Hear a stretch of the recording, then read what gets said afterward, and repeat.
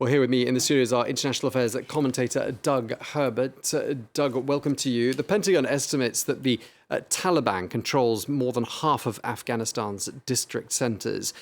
Both India and the United States must be looking on with collective horror at that worsening situation. Horror and alarm, and especially India. Look, as you said, the Pentagon estimate, the Taliban has staged what can only be described as sort of almost a lightning offensive across vast swathes of Afghanistan, really beginning recently in the north of the country. It holds a lot of those district centers right now. You can quibble over exactly how much territory it holds, and Kabul might have different status report than the Taliban itself. The Taliban itself has said at one point that it controls up to 85% of the territory. That obviously could be argued. But what we can say is true for both the U.S. and India.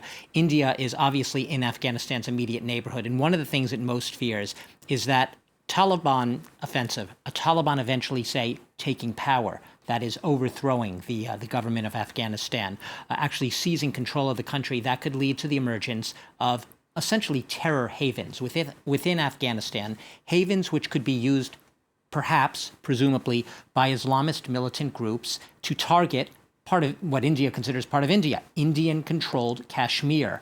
We know that province has been, at the center of a whole lot of flashpoints lately, very disputed. But India really fears, like a lot in the region, the spillover that a Taliban takeover or a Taliban control of Afghanistan could have, both in terms of heightened insurgency by militant groups, but also perhaps from refugees fleeing to Afghan refugees fleeing out of the country to neighboring parts of the region. I just want you to hear quickly what Blinken had to say about the prospect, what it would mean if the Taliban were to come to power.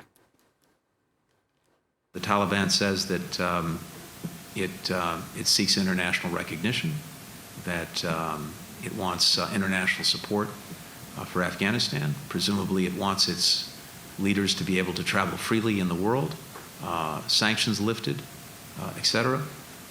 Well, the taking over the country by force and abusing the rights of its people is not the path to achieve those objectives.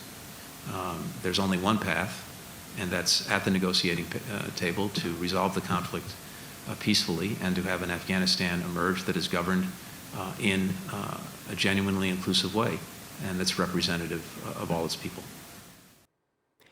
Thomas, you can hear the U.S. and India clearly have a mutual interest in stabilizing Afghanistan, ensuring that it doesn't spiral out of control. It doesn't mean they have exactly the same reading of what's going on the ground. It seems to be extremely fatalist, almost doomsday-ish, the U.S. reading. It's almost as if the Taliban's already taken over. It's just a matter of time. It's a sense of inevitability and doom and gloom. India says not so fast. They don't necessarily think that the Taliban has yet seized the country, which it hasn't, and that it's necessarily inevitable that it's going to happen. They still believe, India tends to still believe that given the will, foreign powers could still influence the outcome and that the Afghan government can still rally forces and put up a good fight and remain in control.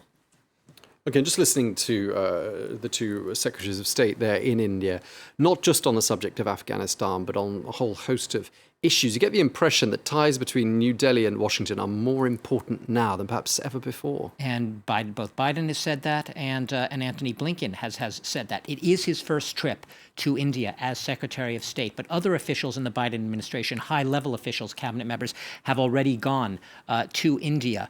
It's really part of that pivot, a pivot that the Biden administration, a continuing theme, if you will, one of the few continuing themes from the Trump administration of taking a very tough line against China, to deal with China and trying to rally regional neighbors. In this case, what the U.S. and India are doing is they're trying to rally what's called the Quad, which 4 countries, which also include Japan and Australia, getting together to try to figure out their common interests and how they can counter China's rising economic and military might in the region, and especially its Road and Belt Initiative, which seeks to sort of approach other countries, build infrastructure for them, and essentially have a commanded economy from the U.S. standpoint that takes over that entire region.